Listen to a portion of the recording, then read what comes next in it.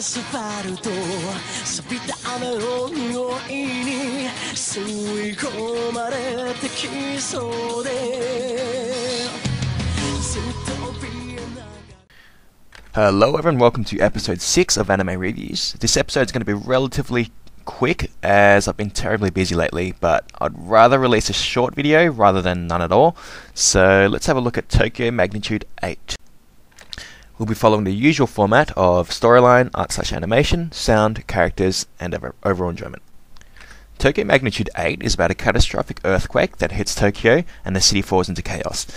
We get to see the dark side of humanity shown only when we are pushed into a corner and our lives are at stake. The story follows siblings Mirai and Yuki and their fight for survival and journey back home through the crumbled city. Despite the pacing being a bit slow at times, there are certain events that will make you gasp in horror as you see buildings crumble, fire spreading everywhere, and dead people all around you. Let's take a look at one of the scenes. Hey, 話さないでね。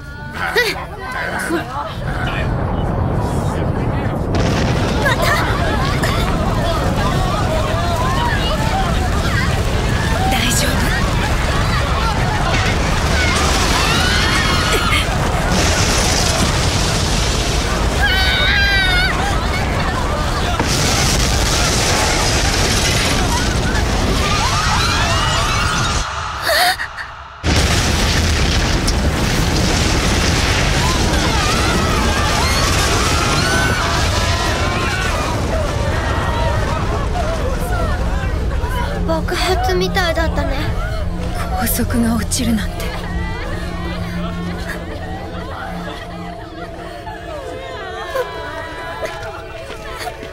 どうしたの？大丈夫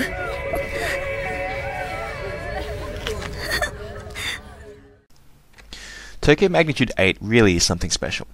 Many anime fans, including myself, have considered this show as a breath of fresh air amongst all the mecha, samurais, shinigamis, and all the other categories that most anime fit into. But perhaps the scariest thing about Tokyo Magnitude 8 is the fact that this isn't just some science fiction show, but rather a very real event that can happen. As a result, the storyline gets a 9 out of 10. That brings us to the art and animation of Magnitude 8. This is by far the weak point of this anime, with the characters simply looking a bit too flat. That being said, the buildings and surrounding scenery weren't too bad, and they actually helped in bringing the disaster to life for the viewer. There's actually not really much else to say about the mediocre artwork, so that leaves us with a score of 5 out of 10. That brings us to the sound section. Starting with the music, Magnitude 8 has chosen excellent tracks to put us in suspense during the earthquakes, as well as making us feel emotional during the appropriate scenes. There was one particular track I wanted to show you guys, but showing that scene would be a major spoiler, so I had to go for a different scene with a different song. Let's have a listen.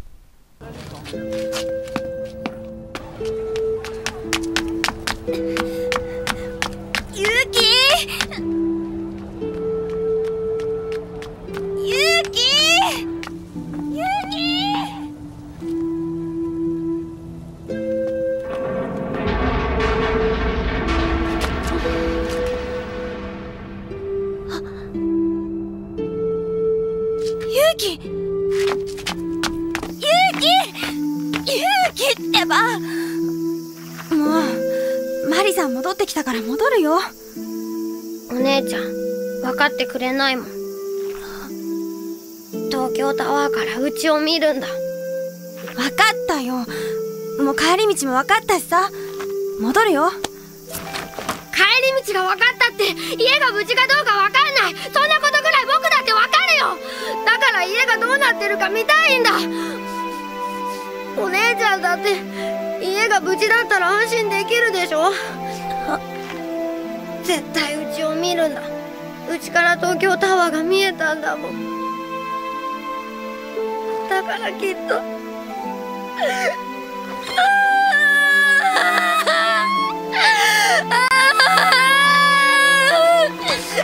お姉ちゃん、パパとママは死んでないよね。パパとママに会いたいよ。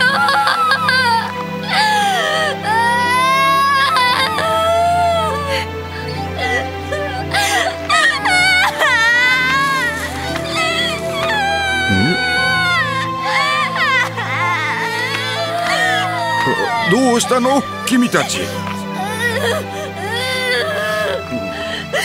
どうしました？ああ、迷子ら死んだかね。お嬢ちゃんたち2人だけなの？お父さんかお母さんは？ごめんなさい、そんなつもりじゃ。大丈夫です。連絡がつかないだけですから。Above all, the music was great at bringing us through the roller coaster of emotions we experienced throughout the show. Now let's take a look at the VAs of Magnitude 8. I had no real issues with any of the voice actors, and so Mirai sounded like how a teenager girl would, and Yuki sounded like how a little boy would, so in effect the VAs were appropriate. That brings us to the openings and endings of Magnitude 8. There are a couple of flaws here. First of all, there is no variety. The openings and endings are the same each episode. However, there is only 11 episodes, so it's not that much of a big deal. The other major flaw is that I felt that the openings and endings were too happily and bubbly. In fact, if you haven't watched any of the actual show, and just the openings and endings, you would think that, well, you wouldn't even think that it's a show of disaster and sadness. Overall, the Sound of Magnitude 8 had its ups and downs, but was more so positive. That gives us a score of 8 out of 10. Next we cover the main characters, starting with the female protagonist, Mirai Onozawa. Mirai is a young teenage girl who is at the age where she hates pretty much everything. As we watch her closely, we can see the natural disaster slowly change her, and we see much character development in terms of her care for her friends and family. Let's take a look at two different scenes. The first one, when she is still a little brat. The second one, when she starts maturing and feeling empathy for others.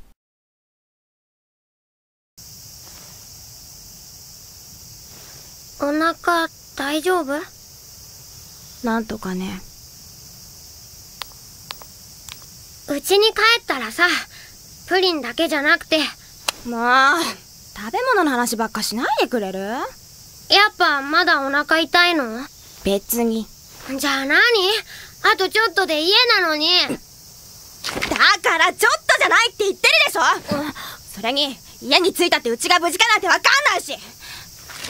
だいたいママもパパもこっちがこんなに電話してるのに連絡よこさないしさ。だってまだ携帯が。心配じゃないのかもね、私たちのことなんか。もうやだ、ほんと。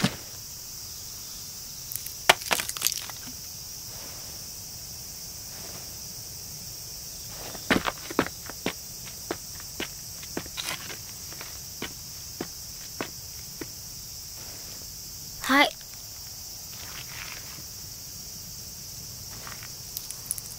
あ。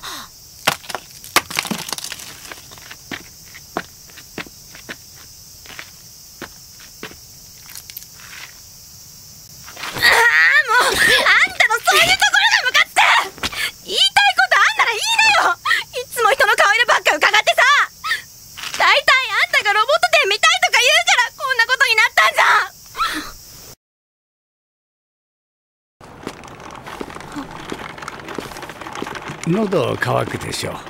お水いかがです？ありがとうございます。いただきますね。本当に助かります。皆さんも大変なのに。いやいや、こんなことぐらいしかできませんから。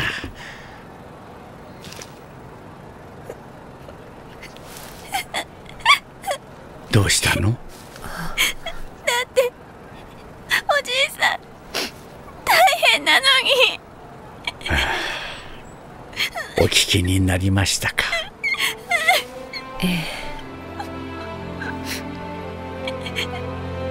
岡山にいる娘の子供たちでしてね、向こうは揺れもごくごく小さかったそうで、私が呼んでしまったばっかりにかわいそうなことをしました。お嬢ちゃんたちよりは少し大きな子たちだったんですが、家内にしてみればいつまでも小さな子供だったのでしょう。お嬢さんたちが無事でよかった。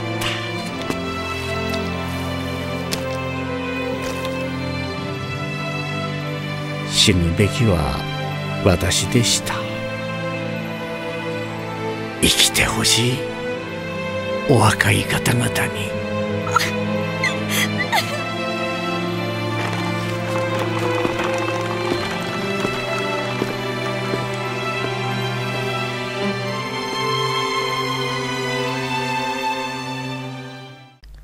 The male protagonist is Yuki Onozawa, also Mirai's younger brother. Yuki is an affectionate brother and son, and although we don't see much character development, his role in the story is extremely important. Finally, we have Mari, a female motorcycle courier who assists the two kids in their journey home.